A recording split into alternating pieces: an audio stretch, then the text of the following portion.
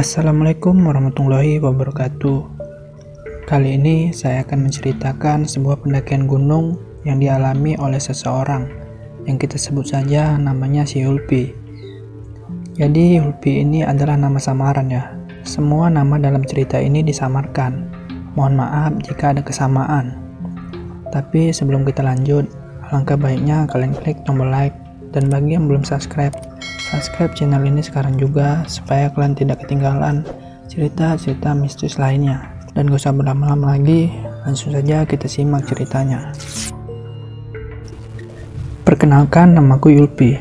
Aku adalah gadis belia yang baru saja menginjak usia 20 tahun. Dalam keluarga, aku memiliki kakak kandung yang memang sangat hobi mendaki gunung. Bahkan bisa dikatakan setiap kakak libur kerja, dia selalu tidak ada di rumah. Waktu liburannya selalu dihabiskan bersama teman-temannya dan memang kebanyakan digunakan untuk mendaki gunung.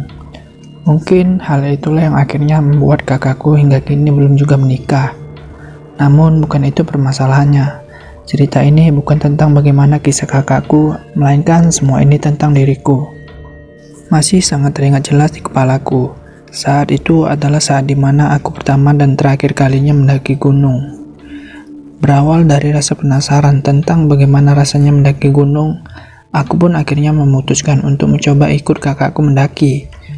Agar aku bisa merasakan bagaimana sebenarnya rasanya mendaki gunung, yang memang menjadi hobi anak muda di waktu itu. Tapi nyatanya semua tidak seperti yang kubayangkan. Bukan pengalaman menyenangkan, melainkan sebuah pengalaman yang sangat tidak menyenangkan sekaligus sangat menyeramkan, yang mungkin sampai kapanpun tidak akan pernah kulupakan. Pagi itu adalah pagi di mana aku akhirnya berangkat mendaki ke gunung yang ada di kotaku. Meskipun sebenarnya gunung ini tidak terlalu tinggi bagiku, namun menurut pengalaman kakak, gunung ini adalah gunung yang sangat cocok denganku, mengingat pendakian waktu itu adalah pendakian pertamaku. Apa enggak gunung lain aja kak? Gunung ini mah tiap hari kulihat dari rumah, tanyaku. Gunung ini aja dulu dek. Nanti kalau kamu kuat, pasti selanjutnya kakak akan ngajak kamu ke gunung yang lain yang lebih keren. Ucapnya sambil memasukkan satu persatu bawaan kami ke dalam tasnya. Kita jadi sama siapa kak? Sahutku. Kakak aja si Bimo dek. Dia juga pertama kali nanjak kok. Jadi santai saja nanti jalannya. Terang si kakak. Bertiga aja kak. Imbuhku. Iya kenapa? Hari ini kan hari Selasa dek. Teman-teman kakak semua pada kerja. Ini aja kakak bolos kerja demi kamu. Katanya kamu pengen tahu rasanya mendaki. Terang si kakak. Kak Bimo itu yang gondrong itu ya kak? Tanyaku. Iya, yang biasanya main kesini. Jawab kakak singkat. Oh yaudah kak. Ucapku pelan. Kenapa dek? Iya kakak tahu. Dia memang anaknya agak nakal. Mau gimana lagi coba? Cuma dia yang bisa diajak mendaki hari ini. Imbu kakakku sambil mulai menyalakan motornya. Dan singkat cerita, setelah semua persiapan kami sudah selesai, akhirnya pagi itu pun kami berangkat menuju pos registrasi yang memang terletak tidak jauh dari desa kecilku. Sesampainya di pos registrasi, waktu itu aku sudah ditunggu oleh Kak Bimo yang rupanya sudah sedari tadi menunggu kedatangan kami. Lama banget lu John. Udah 1 jam lebih gue di sini. Katanya kemarin berangkat jam 8. Ini jam 9 lu baru nongol. Ucap Kak Bimo. Dan setelah melakukan obrolan kecil bersama Kak Bimo, yang selanjutnya menyelesaikan proses pendaftaran, akhirnya kami bertiga pun memulai pendakian. Sepanjang pendakian, waktu kuhabiskan dengan sesekali mendengarkan kakakku yang bercanda dengan Kak Bimo, sembari aku menikmati udara sejuk serta pemandangan yang memang terlihat sangat menakjubkan. Pantesan kakakku ketagihan, orang pemandangannya kayak gini, ucapku dalam hati. Setelah berjalan kurang lebih 4-5 jam, akhirnya kami pun sampai di puncak gunung ini. Siang itu suasana sangatlah sepi. Selain hari itu bukanlah hari libur, waktu itu memang kebetulan setiap harinya selalu turun hujan. Mungkin hal itulah yang membuat gunung ini sangatlah sepi. Dan setelah tenda kami berdiri, akhirnya kami pun duduk bertiga di depan tenda sambil mulai membuat secangkir kopi. Karena cuaca yang terlihat mulai mendung. Waktu itu kami memang hanya membawa satu tenda, karena selain memang kami hanya bertiga saja. Saat itu pendakian kami bisa dikatakan mendadak, karena akulah yang memang memaksa kakakku agar tidak menunda-nunda pendakian waktu itu. Dan singkat cerita, malam pun tiba. Malam itu hujan turun dengan sangat lebat, karena tenda kakakku yang sepertinya bukan tenda yang mahal. Akhirnya air hujan pun dengan leluasa masuk ke dalam tenda kami, melalui celah-celah jahitan tenda yang akhirnya membuat seluruh isi tenda menjadi basah tidak karuan. "Kak, dingin banget, jaketku basah," rintihku. "Ya dek, sabar ya, ini kakak bikinkan minuman hangat," ucap kakak sambil menyalakan kompor kecilnya di dalam tenda. "Ya ampun, dingin banget. Kita bener nggak boleh bakar-bakar di sini, John. Kan kayu banyak banget nih." "Aduh, nggak kuat aku, John," keluh Kak Bimo. "Nggak boleh, Bim. Dulu memang boleh, tapi sekarang sudah nggak boleh, karena pohon di sini semakin lama semakin habis kalau kita bakar-bakar. Besok pagi kalau kita ketahuan orang base camp, kita bisa didenda." "Orang base camp tiap pagi ke puncak sini, Bim, ngecek keadaan puncak," terang kakak. "Masa bodoh, aku kedinginan," ucap Kak Bimo sambil bergegas keluar tenda. Lu mau kemana, Bim?" teriak kakakku. "Mau kumpulin kayu, John. Nggak tahan aku, dingin banget," jawab Kak Bimo. "Hujannya deras banget, Bim. Mana bisa nyala juga apinya. Mikir dong," sahut kakakku. Pendengar hal itu, entah apa yang ada di dalam pikiran Kak Bimo. Malam itu Kak Bimo tetap bersikukuh keluar dan terlihat mengumpulkan kayu yang akan dia bakar untuk menghangatkan tubuhnya. Namun sayangnya, usahanya pun tidak kunjung membuahkan hasil. Nyatanya, hingga sekitar tengah malam, api yang diharapkan tidak kunjung menyala, karena kayu yang memang basah, ditambah hujan yang tidak kunjung reda, membuat mustahil rasanya jika api bisa menyala. Dan setelah beberapa lama berusaha, akhirnya Kak Bimo pun menyerah dan kembali masuk ke dalam tenda, sambil seluruh tubuhnya yang terlihat gemetar karena kedinginan. Hingga akhirnya waktu pun menunjukkan pukul 1 dini hari. Hawa dingin waktu itu rasanya sudah tidak bisa kutahan lagi. Meskipun hujan sudah reda, namun seluruh bagian tenda kami masih basah kuyup. Ditambah dengan angin yang saat itu memang sedang berembus kencang. Waktu itu seluruh tubuhku semakin lama semakin tidak bisa kugerakkan. Semuanya terasa kaku dan linu yang sangat luar biasa. Seluruh badan menggigil kedinginan, disertai kepala yang sesekali pusing, pening, tidak karuan seolah menambah rasa penderitaanku malam itu. Seluruh tubuh rasanya seperti ditusuk-tusuk jarum. Telingaku sudah tidak bisa lagi mendengar dengan jelas, ditambah pandanganku yang saat itu semakin lama semakin kabur. Dan akhirnya aku pun terkapar dengan terus merasakan sakit di sekujur tubuhku. Pagi itu seluruh tubuhku dibalut dengan sarung, dan tidak lupa jaket kakakku pun sudah dilepaskan dan digunakan untuk membalut tubuhku. Bahkan oleh kakak, aku dipeluk dengan erat sambil sesekali aku ditampar-tampar kecil agar aku tetap sadar. Tapi nyatanya, malam itu aku benar-benar dalam keadaan yang setengah sadar, disertai badan yang sudah tidak berhenti bergetar. Di tengah-tengah aku merasakan kesakitan yang luar biasa itu, aku masih sempat mendengar kakakku yang terdengar berselisih dengan Kak Bimo mengenai keadaanku. "Gimana ini, John? Di sini sepi banget. Apa kita turun aja sekarang? Adik lu udah semakin parah," ucap Kak Bimo lirih. "Gimana kalau aku aja yang turun? Sepertinya kalau aku yang turun akan cepat sampai pos dan segera minta bantuan. Mungkin 3 jam udah sampai di bawah. Kalau lu yang turun, yang ada lu malah nyasar. Mending lu di sini jagain adikku, biar aku lari ke bawah," ucap kakak. Dan setelah mereka terdengar berdebat tidak karuan, akhirnya kakakku pun memutuskan untuk turun seorang diri untuk mencari bantuan ke pos registrasi. Malam itu aku memang sudah tidak kuat lagi bangun. Jangankan bergerak, membuka mulut untuk berbicara saja rasanya aku sudah tidak sanggup. Namun ternyata semua penderitaanku malah dimanfaatkan oleh Kak Bimo untuk berbuat hal yang sangat tidak bisa dimaafkan. Ketika aku di dalam tenda dengan Kak Bimo, waktu itu aku melihat Kak Bimo semakin lama semakin mendekatiku, karena keadaanku yang memang masih kesakitan dan setengah sadar.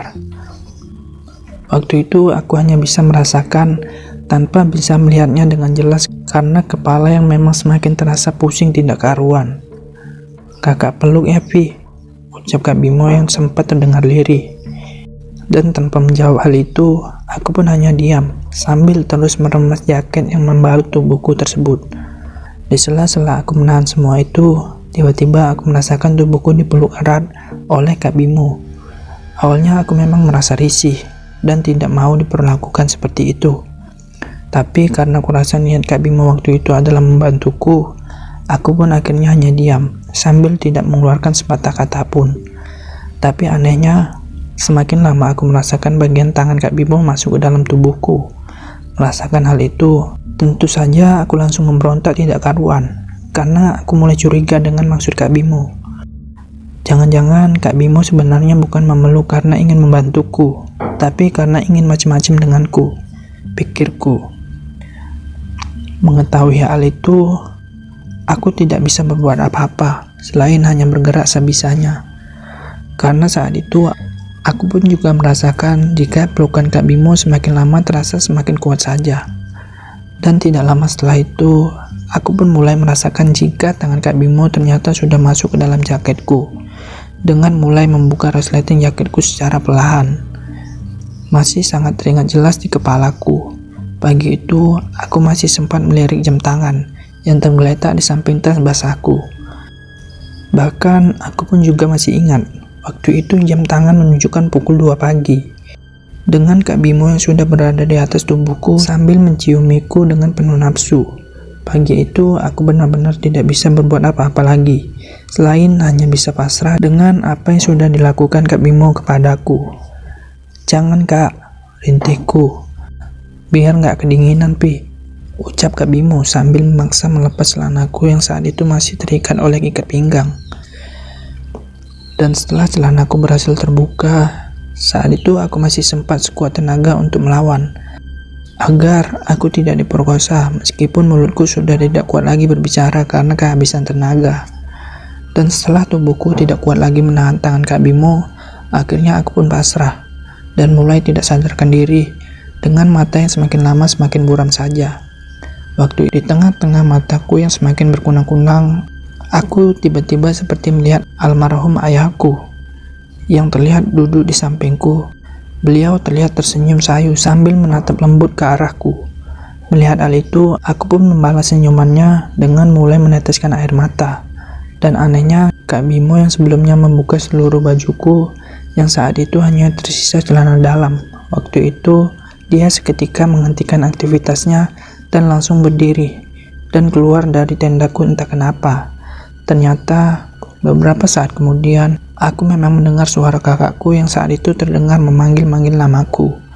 Mendengar hal itu, aku dengan sekuat tenaga mengambil bajuku, yang saat itu sudah berserakan tidak karuan, dan segera memakainya satu persatu, sambil mencoba berteriak semampuku. Kak, tolong!" ucapku pelan.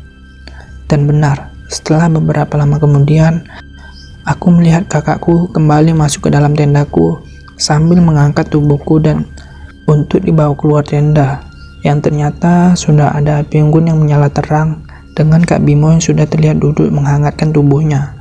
Singkat cerita, akhirnya tubuhku pun mulai hangat karena api yang menyala besar, ditambah minuman hangat yang terus kuminum sambil tubuhku yang dipeluk oleh kakakku, yang membuatku saat itu perlahan-lahan mulai membaik. Dan sekitar pukul 3:30 pagi, akhirnya aku mulai bisa merasakan semua bagian tubuhku yang sebelumnya mati rasa. Kini bagian tubuhku mulai berfungsi dengan normal, meskipun kepalaku masih terasa lumayan sakit. Karena malam itu kurasakan bukan waktu yang tepat untuk membicarakan kepada kakakku tentang apa yang telah dilakukan Kak Bimo kepadaku. Aku pun waktu itu masih diam dan berencana melaporkannya ketika aku sudah sampai di bawah nanti. Waktu itu kami bertiga hanya diam sambil mendekatkan tubuh kami masing-masing ke samping api unggun yang saat itu menyala sangat terang. Tapi setelah beberapa saat kemudian, aku melihat Kak Bimo sudah ketiduran di tempat di mana dia menghangatkan badannya tersebut. Dan tanpa memperdulikan hal itu, aku pun terus menghangatkan badanku dengan sesekali membolak-balikkan telapak tanganku yang sebelumnya memang terasa sangat kaku.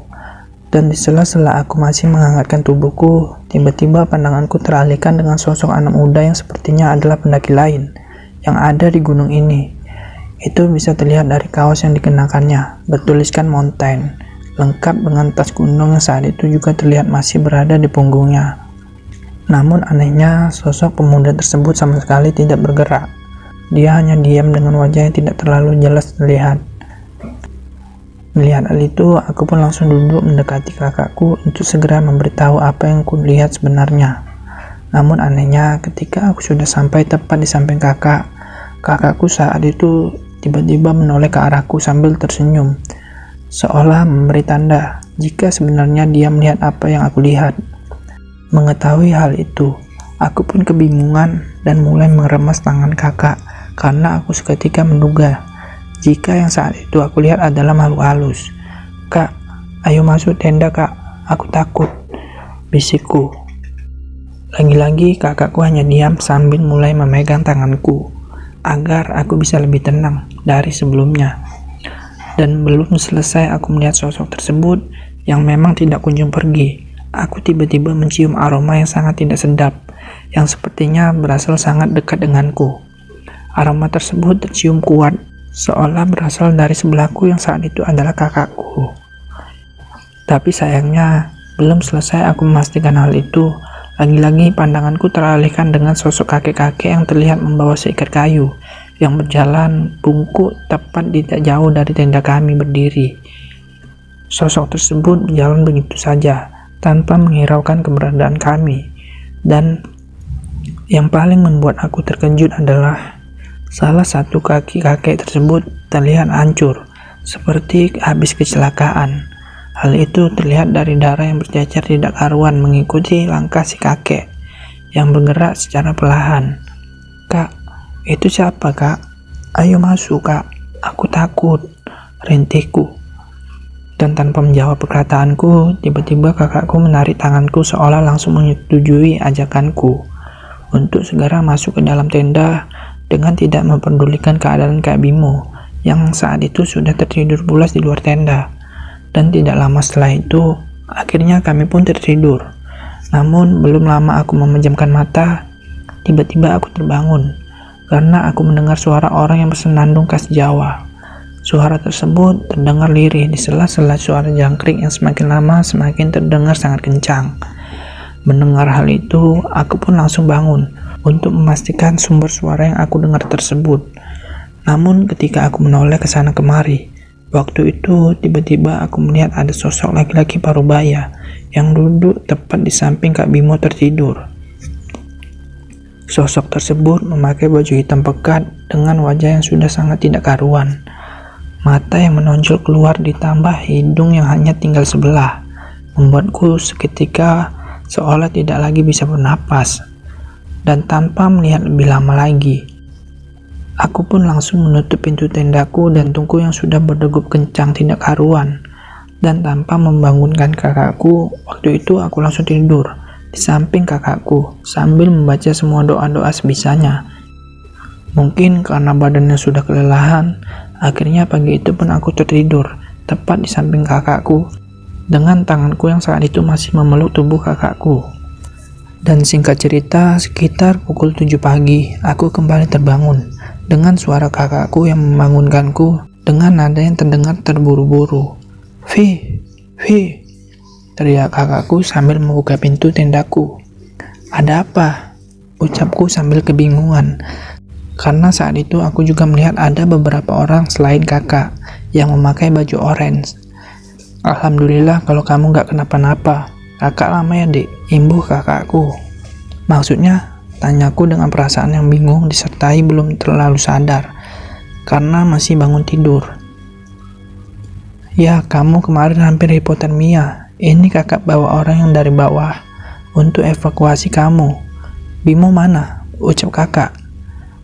"Kakak ini ngomong apa sih?" tanyaku semakin bingung. "Loh, Bimo mana? Bimo kan kutinggal bersamamu," imbuh kakakku. "Loh, kan kakak biarkan dia tidur di luar. Kan kakak tidur sama aku di dalam," jawabku. Kamu ini ngomong apa? Aku kemarin malam turun cari bantuan. Ini baru balik sekarang, terang kakakku. Mendengar hal itu, aku pun langsung mengemasi barang-barangku dan tanpa menjawab pertanyaan kakakku lagi. Ayo bantu aku beres-beres, kita ngomong di bawah saja. Ucapku dengan langsung memasukkan semua bajuku ke dalam tas. Bimo mana? Sahutnya berulang-ulang. Gak tahu kak, aku mau turun duluan saja. Kakak kalau mau cari Kak Bimo cari aja, aku mau turun sekarang, teriakku. Dan singkat cerita, akhirnya aku pun turun bersama dua bapak petugas base camp, dengan kakakku yang masih sibuk berteriak-teriak memanggil nama Bimo. Sepanjang perjalanan turun, pikiranku sangat tidak karuan. Aku benar-benar kebingungan dengan apa yang sebenarnya telah terjadi kemarin malam.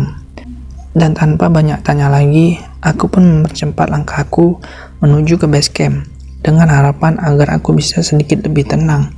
Sesampainya di base camp, aku langsung duduk dan beristirahat sambil menunggu kakakku datang. Hingga akhirnya sekitar pukul 5 sore, kakakku pun sampai di base camp bersama Kak Bimo, yang saat itu tiba-tiba berubah jadi linglung. Kak Bimo waktu itu tiba-tiba terus menggigit-gigit tangannya sambil sesekali tertawa, dan tidak jarang pula dia menari perlahan sambil melirik ke sana kemari. Dan setelah semuanya aku ceritakan secara detail, seluruh orang yang ada di pos pendaftaran saat itu seketika terkejut dan seolah tidak menyangka dengan apa yang sudah kualami malam itu. Dan singkat cerita, sesampainya kami di rumah, kakakku pun seolah tidak lagi memperdulikan keadaan Kak Bimo, yang saat itu kudengar belum bisa disembuhkan hingga beberapa hari. Rumah kami sempat beberapa kali didatangi oleh pihak keluarga Kak Bimo untuk dimintai keterangan dan pertanggungjawaban karena mereka menganggap jika kakakkulah yang awalnya mengajak Kak Bimo dalam perjalanan ke gunung waktu itu. Namun setelah kami menceritakan apa yang telah dilakukan Kak Bimo terhadapku, akhirnya pihak keluarga Kak Bimo pun terkejut dan seketika meminta maaf padaku serta keluargaku. Waktu itu kakak pun juga sempat emosi dan mengancam akan menuntut Kak Bimo melalui jalur hukum atas tindakannya. Tapi mengingat karena keadaannya yang sudah tidak memungkinkan lagi, akhirnya kami semua memutuskan untuk berdamai dengan tidak lagi memperdulikan keadaan Kak Bimo yang saat itu memang belum sembuh dari perilaku anehnya. Dan hingga cerita ini ditulis, aku masih tidak mengetahui bagaimana keadaan Kak Bimo saat ini. Terakhir yang kudengar dari kakakku adalah Kak Bimo dibawa saudaranya pergi menyusul orang tuanya yang saat itu memang merantau di luar Pulau Jawa. Bahkan setauku hingga saat ini Kak Bimo masih belum sepenuhnya sembuh dari perilaku anehnya. Dan sejak saat itu, aku pun memutuskan untuk tidak lagi naik ke gunung manapun, meskipun aku sendiri tidak menyangkal jika perjalanan ke gunung sebenarnya adalah perjalanan yang sangat menyenangkan. Dan dengan adanya pengalaman seperti ini, semoga menjadi pelajaran bagi siapapun agar dapat lebih berhati-hati lagi dalam melakukan setiap perjalanan. Terima kasih teman-teman, semoga cerita ini menemani hari-hari kalian. Dan sampai disinilah cerita dari saya. Lebih dan kurangnya saya mohon maaf. Wassalamualaikum warahmatullahi wabarakatuh. Jangan lupa subscribe.